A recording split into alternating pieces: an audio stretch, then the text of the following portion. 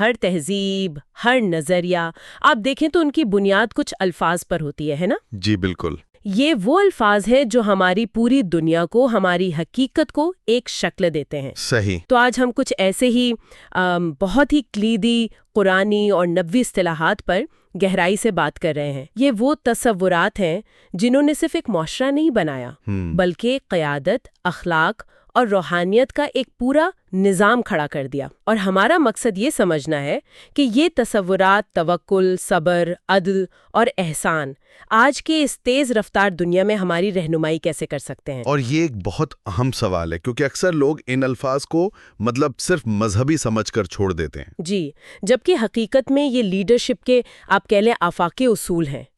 تو چلیں پہلے اصول سے شروع کرتے ہیں جو ان سب کی بنیاد ہے، توکل۔ اچھا، توکل یعنی اللہ پر بھروسہ۔ جی، یہیں پر ایک سوال ذہن میں آتا ہے۔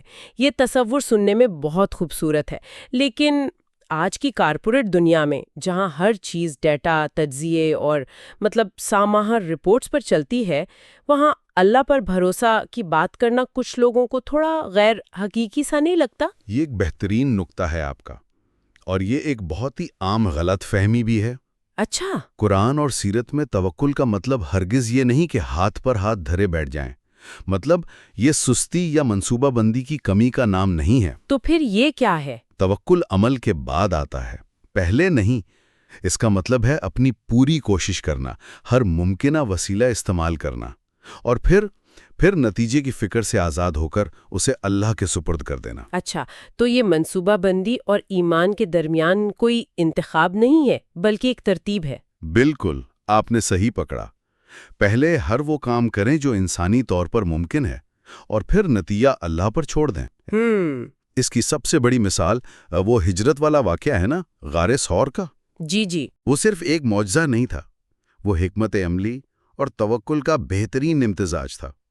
آپ صلی اللہ علیہ وسلم نے دشمنوں سے بچنے کے لیے ہر انسانی تدبیر کی، راستہ بدلا، گائیڈ ساتھ لیا، رات میں سفر کیا۔ صحیح۔ جب انہوں نے اپنا ہر کام مکمل کر لیا اور دشمن بالکل غار کے منہ پہ پہنچ گیا، تب حضرت ابوبکر رضی اللہ تعالیٰ نے گھبراہٹ کا اظہار کیا۔ جی۔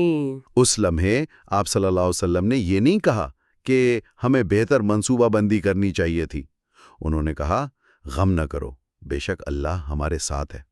یہ ہے توکل، عمل کے بعد کا یقین۔ واہ، یہ تو لیڈرشپ کے لیے ایک بہت طاقتور ایک نفسیاتی ٹول ہے۔ ایک لیڈر اپنی ٹیم سے بہترین منصوبہ بندی کرواتا ہے، لیکن ساتھ ہی انہیں نتیجے کے دباؤ اور برن آؤٹ سے بھی بچاتا ہے۔ بالکل، اسباب کو استعمال کرنا سنت ہے، لیکن اسباب کو خدا سمجھ لینا یہ توحید کے خلاف ہو سکتا ہے۔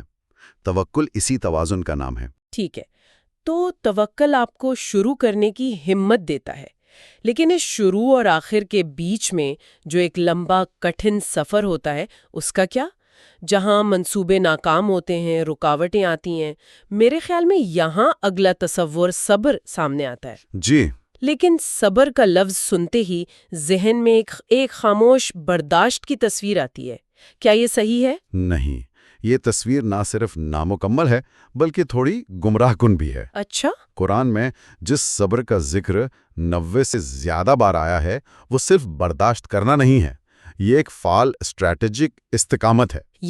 یعنی مشکلات کے باوجود حکمت کے ساتھ آگے بڑھتے رہنا، چیخنے یا ہمت ہارنے کے بجائے اگلا قدم سوچنا۔ تو یہ صرف دانت پینچ کر برداشت کرنا نہیں، بلکہ مقصد پر نظر رکھتے ہوئے اپنی حکمت عملی کو بہتر بنانا ہے۔ یقیناً، طائف کا واقعہ دیکھیں، جب شہر کے لوگوں نے آپ صلی اللہ علیہ وسلم کو رد کیا، پتھر برسائے، جی، تو فرشتوں نے پیشکش کی کہ اس بستی کو تباہ کر دیا جائے۔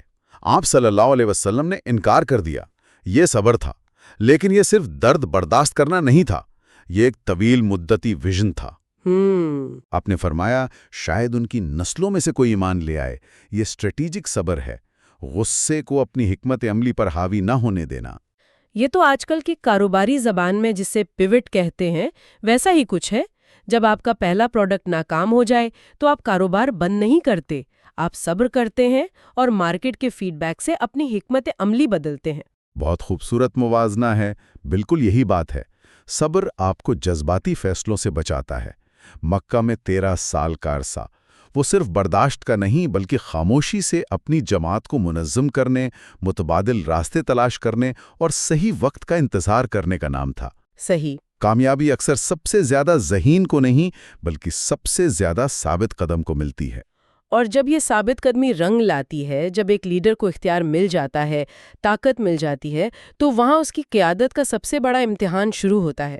میرے خیال میں یہاں عدل کا اصول آتا ہے۔ بالکل، اور اسلامی تصور عدل کی خاص بات یہ ہے کہ یہ غیر ذاتی ہے۔ اس کا مطلب ہے ہر حال میں انصاف کرنا، چاہے فیصلہ آپ کے اپنے خاندان یا آپ کی اپنی برادری کے خلاف ہی کیوں نہ ہو۔ یہ تو انسانی فطرت کے لیے ایک بہت بڑا چیلنج ہے۔ ہم فطرتاً اپنے لوگوں کی طرف جھکاؤ رکھتے ہیں۔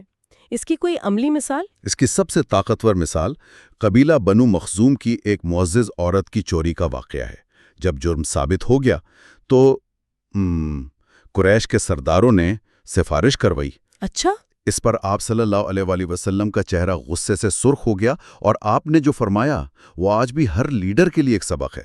آپ نے فرمایا، خدا کی قسم، اگر محمد کی بیٹی فاطمہ بھی چوری کرتی تو میں اس کا بھی ہاتھ کاٹ دیتا۔ یہ تو ایک نئے معاشرے کا آئین تھا، ایک طرح سے قانون کی حکمرانی جہاں کوئی قانون سے بالاتر نہیں۔ جی۔ ایک منٹ، یہ تو آج کل جو ہم مصنوعی ذہانت یعنی AI میں تعصب کی بات کرتے ہیں، یہ اصول تو وہاں بھی لاگو ہوتا ہے۔ کیسے؟ کہ ایک الگوریدم کو غیر جانبدار ہونا چاہیے، چاہے وہ کسی بھی نسل یا طبقے کے بارے میں فیصلہ کر رہا ہو۔ پسند ناپسند یا تعصب سے الگ کیا جائے، یہی تو ہمیں غیر جانبدار الگوریدم سے چاہتے ہیں۔ یہ واقعی ایک گہرا نقطہ ہے۔ تو اب تک ہمارے پاس ایک مکمل نظام کی شکل بن رہی ہے۔ توکل بنیاد ہے، صبر سفر میں قائم رکھتا ہے، اور عدل معاشرے کو جوڑتا ہے۔ لیکن ایک چوتھا تصور بھی ہے، احسان۔ یہ صرف اچھا سلوک کرنے سے کچھ زیادہ ہے نا؟ یہ بہت زیادہ ہے۔ اگر عدل نظام کا ڈھانچہ ہے تو احسان اس کی روح ہے۔ روح؟ جی، حدیث جبریل میں اس کی تعریف ہے، تم اللہ کی عبادت ایسے کرو جیسے تم اسے دیکھ رہے ہو، اور اگر یہ ممکن نہیں تو یہ جان لو کہ وہ تمہیں دیکھ رہا ہے۔ اچھا۔ مطلب ہر کام کو بہترین، خوبصورت اور اعلیٰ ترین معیار پر کرنا۔ پھر یا یقین کے ساتھ کہ آپ کا کام خدا کے سامنے پیش ہو رہا ہے۔ تو یہ ایک طرح سے اندرونی معیار فضیلت ہے۔ یہ اس کاریگر کی طرح ہوا جو کرسی کے پشت کو بھی اتنی ہی محنت سے پالش کرتا ہے جتنا سامنے والے حصے کو، حالانکہ اسے پتا ہے کہ پشت تو دیوار کی طرف ہوگی۔ کیا خوبصورت مثال دی ہے۔ بالکل یہی ہے، احسان کا اصل امتحان تب ہوتا ہے جب کوئی دیکھ نہ رہا ہو۔ یہ دیانت، کوالٹی اور نیت کی پاکیزگی کا مجموعہ ہے۔ اور یہ عدل سے کیسے مختلف ہے؟ کیا عدل کافی نہیں؟ عدل لازمی کم از کم ضرورت ہے، یعنی ہر ایک کو اس کا حق دینا، لیکن احسان اس سے آگے کی چیز ہے۔ عدل یہ ہے کہ آپ مزدور کو اس کی پوری تنخواہ وقت پر دیں۔ احسان یہ ہے کہ آپ اس کے کام کی تعریف کریں یا اسے بونس دیں۔ اچھا، سمجھ میں آیا۔ عدل معاشرے کو ظلم سے بچاتا ہے جبکہ احسان اسے خوبصورت بناتا ہے۔ بالکل، عدل کے بغیر معاشرہ قائم نہیں رہ سکتا، لیکن احسان کے بغیر وہ ایک بے روح مشینی جگہ بن جائے گا۔ تو یہ چاروں اصول مل کر کیا تصویر بناتے ہیں؟ یہ صرف 4 الگ الگ اچھی عادتیں نہیں لگتی، بلکہ ایک مربوط نظام محسوس ہوتا ہے۔ یقیناً یہ نبوی قیادت کا ایک مکمل ماڈل ہے۔ دیکھیں، یہ سب جڑے ہوئے ہیں۔ توکل آپ کو روحانی اعتماد دیتا ہے، آپ کا کیوں۔ صحیح۔ صبر آپ کو عملی استقامت دیتا ہے، آپ کا کیسے۔ آپ اس کام کو کتنی اچھی طرح کرتے ہیں، یہ آپ کے کردار کی خوبصورتی ہے۔ تو کامیابی کا فارمولا یہ بنتا ہے کہ منصوبہ بندی میں توکل، مشکلات میں صبر، اختیار میں عدل اور ہر عمل میں احسان۔ یہ تو ایمان، اخلاق اور حکمت عملی کا ایک مکمل امتزاج ہے۔ بالکل، اور یہ ماڈل آج بھی اتنا ہی متعلقہ ہے، وقت سے ماورا ہے۔ آج کی گفتگو سے یہ بات بالکل واضح ہو جاتی ہے کہ یہ قرآنی اصطلاحات صرف تاریخی یا مذہبی نوعیت کی نہیں، بلکہ ایک بامانی اور کامیاب زندگی گزارنے کے لیے عملی اور آفاقی اصول ہیں۔ اچھا، جاتے جاتے ایک سوچ چھوڑ کر جاتے ہیں سب کے لیے۔ جی ضرور۔ اگر ان چاروں میں سے صرف ایک اصول، مثلاً احسان، یعنی ہر کام کو، چاہے وہ ایک ای میل لکھنا ہو یا خاندان کے ساتھ وقت گزارنا، یہ سوچ کر بہترین طریقے سے کرنا کہ خدا دیکھ رہا ہے، اگر اس ایک اصول کو صرف ایک ہفتے کے لیے شعوری طور پر اپنا لیا جائے، اور کسی شخص کی سوچ، اس کے تعلقات اور اس کے کام کے معیار میں کیا تبدیلی آ سکتی ہے، اس ایک چھوٹی سی تبدیلی کا اثر کتنا گہرا ہو سکتا ہے۔ کیا کہ یہ آپس میں کیسے جڑے تھے، اور آج کے اس پیچیدہ دور میں، چاہے وہ بزنس ہو، سماجی کام ہو یا ذاتی زندگی، ان اصولوں میں ہمارے لیے کیا رہنمائی ہے؟ تو آئیے اس گہرائی میں اترتے ہیں۔ بالکل۔ گفتگو شروع کرنے سے پہلے ایک اہم نقطہ میں واضح کرنا چاہوں گا۔ جی ضرور۔ یہ جو ذرائع ہیں ہمارے پاس، ان کے مطابق عدل اور احسان یہ الگ الگ نہیں ہے۔ اچھا؟ یہ اصل میں ایک مربوط نظام کا حصہ ہیں جس میں 4 ستون شامل ہیں۔ 4 ستون؟ جی، مختصراً بتاؤں تو ایک توکل، یعنی منصوبہ بندی اور کوشش کے بعد نتیجہ اللہ پر چھوڑنا۔ ٹھیک۔ دوسرا صبر، جو صرف برداشت نہیں بلکہ مشکلات میں حکمت عملی کے ساتھ ثابت قدم رہنا ہے۔ عملی استقامت۔ بالکل۔ تیسرا عدل، یعنی غیر جانبداری پر مبنی انصاف اور نظام قائم کرنا۔ جی۔ اور چوتھا احسان، یعنی ہر کام کو بہترین طریقے سے خوبصورتی اور کمال کے ساتھ کرنا۔ یہ تو بہت دلچسپ بات ہے کہ عدل اور احسان کو شروع سے ہی ایک بڑے فریم ورک میں دیکھنا چاہیے۔ جی ہاں۔ یعنی یہ صرف ذاتی خوبیاں نہیں ہیں بلکہ ایک مکمل لیڈرشپ سسٹم کے حصے ہیں۔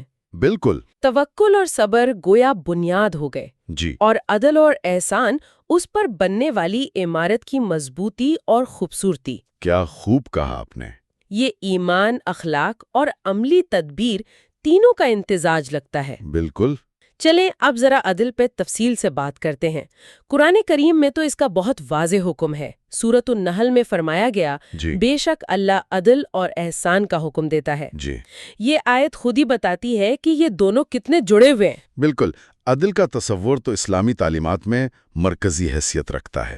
یہ صرف قانونی انصاف نہیں ہے بلکہ اس کا دائرہ سماجی، معاشی، سیاسی، ہر طرح کے انصاف تک پھیلا ہوا ہے۔ صحیح۔ فراہم کردہ ذرائع اس بات پر بہت زور دیتے ہیں کہ نبوی کی عادت میں عدل کا مطلب تھا طاقتور اور کمزور، جی، دوست اور دشمن، اپنے اور پرائے، سب کے لیے ایک ہی پیمانہ، کوئی فرق نہیں۔ اسی ضمن میں وہ مشہور واقعہ فوراً ذہن میں آ جاتا ہے جو ذرائع میں بھی یقیناً ذکر ہوگا۔ جی، بنو مخزوم والا واقعہ۔ ہاں، قریش کے معزز قبیلے کی خاتون کا چوری کا معاملہ۔ جب سفارش کی کوشش ہوئی تو رسول اللہ صلی اللہ علیہ وآلہ وسلم کا جو جواب تھا وہ تو عدل کے تصور کو بالکل واضح کر دیتا ہے۔ بالکل۔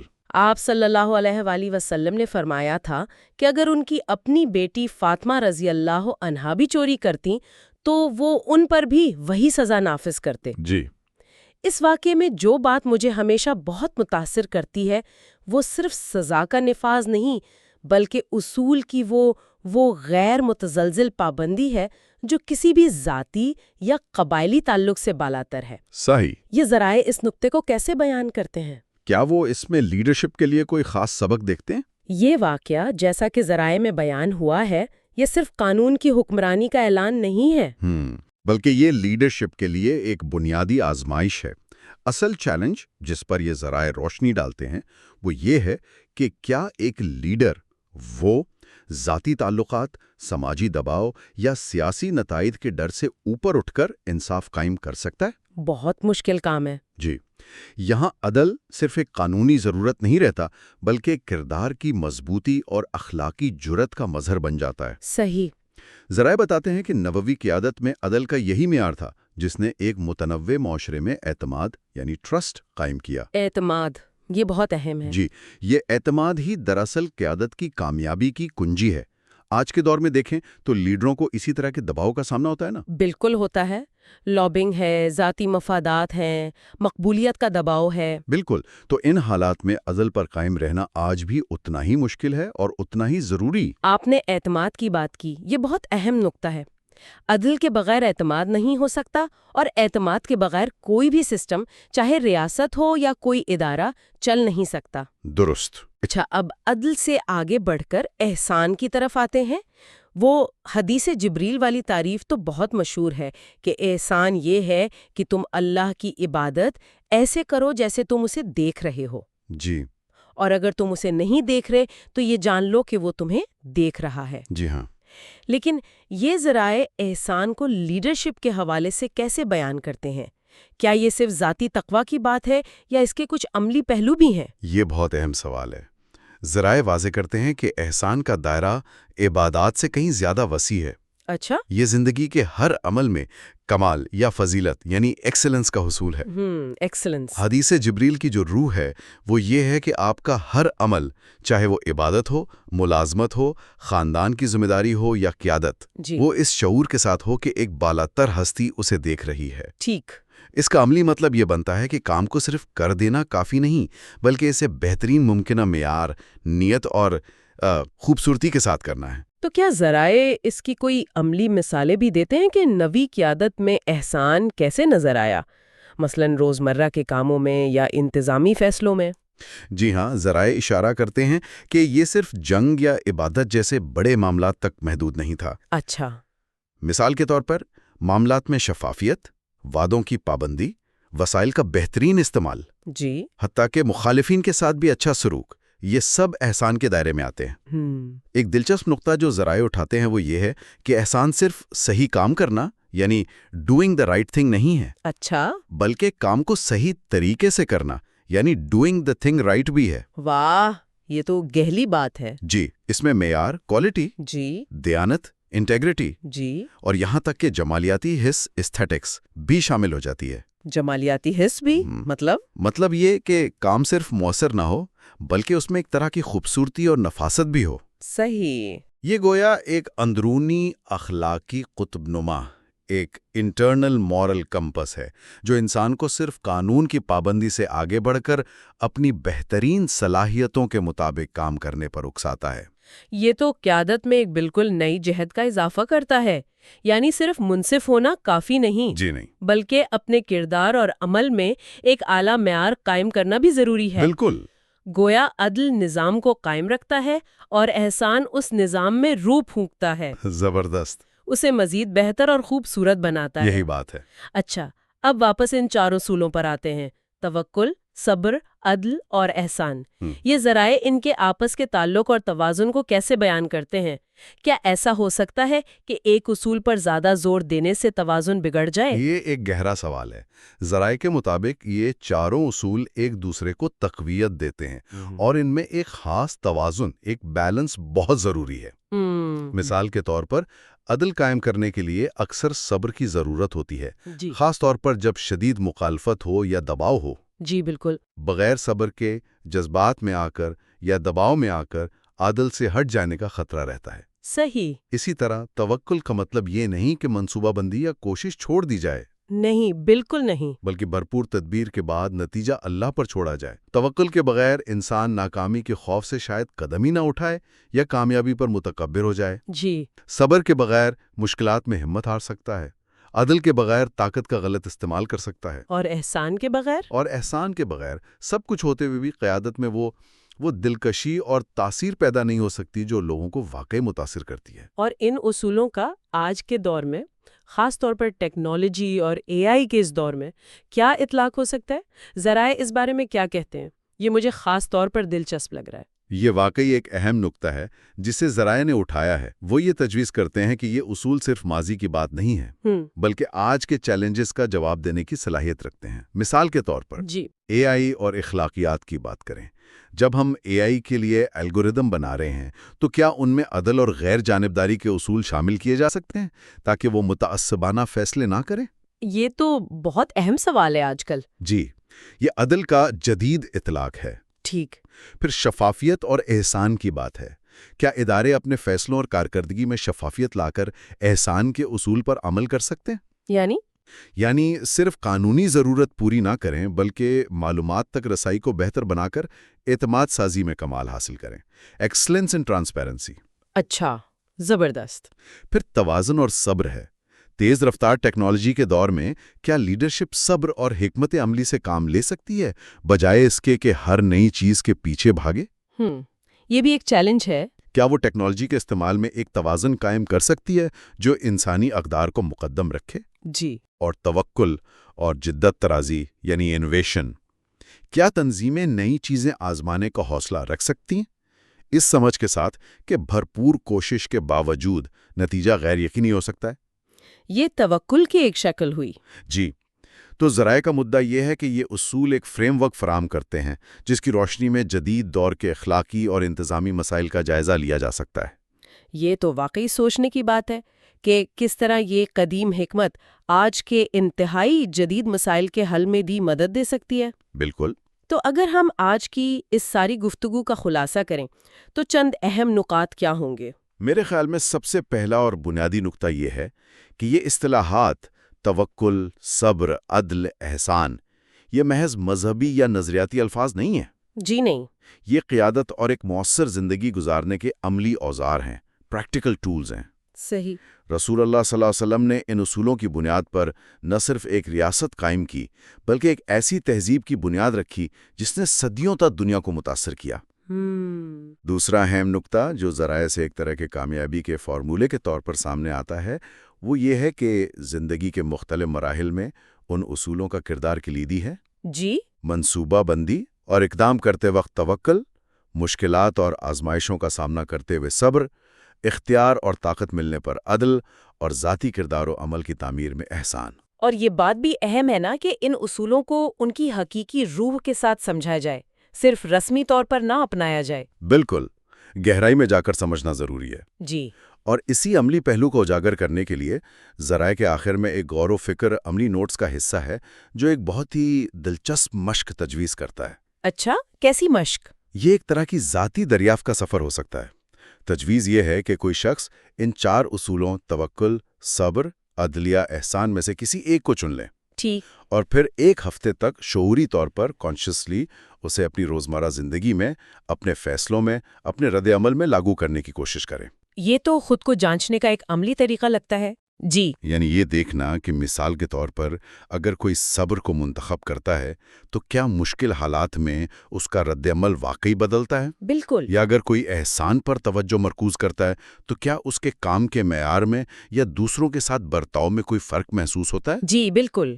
ذرائع کا مقصد یہی ہے کہ اس مشق کے ذریعے یہ مشاہدہ کیا جائے کہ اس شعوری کوشش سے سوچ کے انداز میں، تعلقات میں، یا اگر کوئی کسی قسم کی قائدانہ ذمہ داری نبھا رہا ہے تو اس کے اندازے قیادت میں کیا تبدیلی آتی ہے۔ یہ محض ایک تجویز ہے غور و فکر کے لیے، یہ دیکھنے کے لیے کہ یہ اصول کاغذ سے نکل کر حقیقی زندگی میں کیسے زندہ ہوتے ہیں اور کیا اثر ڈالتے ہیں۔ صحیح۔ یہ ان تصورات کو ذاتی تجربے کی سطح پر سمجھنے میں مدد دے سکتا ہے۔ یہ واقعی ایک قابل قدر نکتہ ہے کہ علم کو عمل میں لانا اور پھر اس کے اثرات کا خود مشاہدہ کرنا یہ سمجھ کو بہت گہرا کرتا ہے۔ جی ہاں۔ آج کی یہ گفتگو ان بنیادی اصولوں پر ایک نئی روشنی ڈالنے والی رہی، بہت کچھ سیکھنے کو ملا۔